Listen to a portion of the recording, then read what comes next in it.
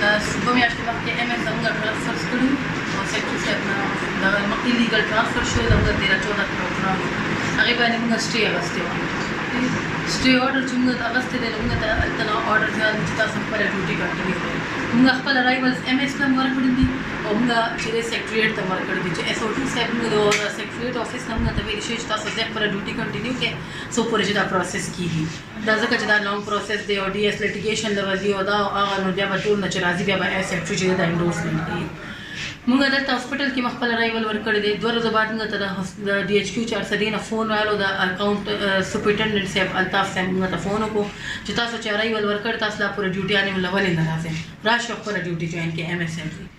رالو موږ زما ګاینې کې ډیوټي ولګېده یو میاشت ما ګاینې کې ډیوټي وکړه اختر کې مې ډیوټیانې وکړې ایوننګ یې مې رانه لګولي مارننګ یې مې رانه لګولي دا ټولې ډیوټیانې ما وکړې اوس چې دی کیژوالټي کې مې 150 ورځې لګیا مې ډیوټي کوم پوسټ مارټم به مو کړو نن دا ایم ایس چې دی نو رالو یکدم ماته وایي چې تا سیکرټري نه انډورسمنټ نه دی یو آر ناٹ الاؤډ ټو ډو دا ډیوټیز ما ورته سر که تاسو ما نه ولاو کوئ نو ماله یو ریټن کې راکړئ چې زه هغه ریټن چې دی سبا لاړ شم نو سیکرټري صاحب کم از کم کوټ به موږ خو نه بلیم کوي سبا چې تاسو سټې اخیستې ده او تاسو ډیوټۍ له نه ځئ ټیک شو ما ته زه خو ریټن نه در کوم وشه سیکرټري نه عالم څنګه خو سیکرټري ته خپل دغه ورکړی دی انډورسمنټ والا او تاسو له هم ورکړی دی او موږ خپل ډیوټۍ له راغلو تاسو چې کم ټایم موږ له دا که ډیوټي ته هم نه پرېږدی نو ریټن کې راکړئ دې کې خو څه غلطه خبره نه وه دی एकदम خپل پولیس ته د موږ کلاس 4 ته دا وباسئ دا کیژوالټي نه بهر تاسو ما ته دا ووایئ چې دا زموږ پولیس چې دی د 400 دی هغه صرف چې دی ډي ایچ کیو والا هغه صرف د ایم ایس حفاظت لپاره دی که زموږ ډاکټرانو حفاظت لپاره هم دی یو سرکاري ملازم باندې چې دی څوک ورک پلیس هریسمنټ کوشش کوي نو هغې کې د هغه حق نه جوړېږي چې راشي هغه منې کړي او زما حفاظت وکړي ایم ایس ما سره ډېره بدتمیزي وکړه او زه د دې ډېر زیات مذمت کوم او زه خپل چیف سیکرټري سره ته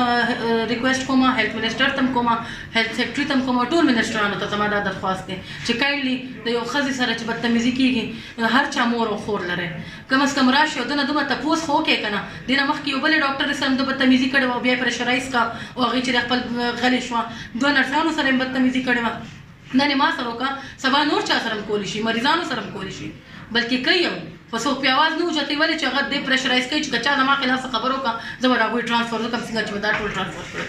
نو موږ تاسو نه چې دی نو خپل حق لپاره چې دی